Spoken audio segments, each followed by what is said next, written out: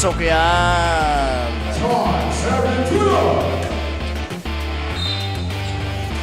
That's a foul on Valde. Meron tayong timeout.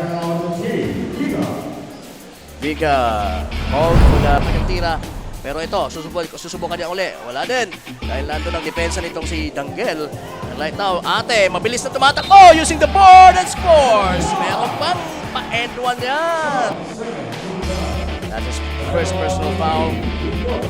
At may timeout tayo dito with Team Hikmoto.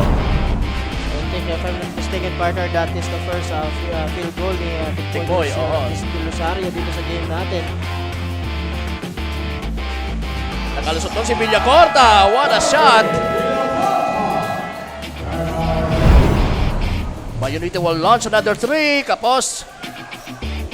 Ate finds Bautista. Bautista was blocked from behind.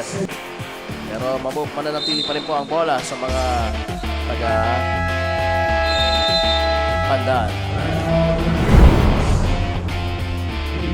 Partner, ito partner si Tagyo. Talagang grabe ang pinapakita nito dito sa Team San Andres, no?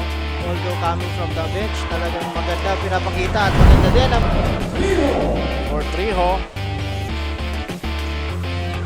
kailangan dito ng stop ng mga taga San Miguel, partner. Oh! Pinakitaan din itong si Ho. Finds De La Hostria.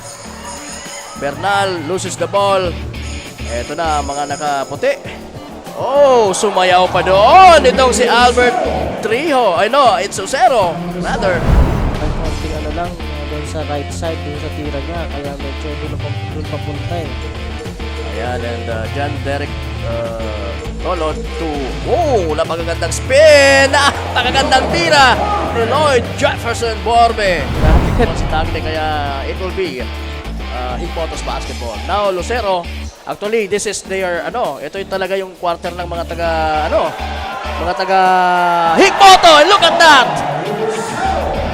Dalawang maganda nga ang ipinapakita ng mga taga San Miguel dito.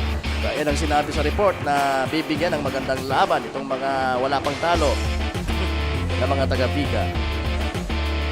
Borbe against oh! What a beautiful shot! Mula kay Kyle Philip Dumagtoy.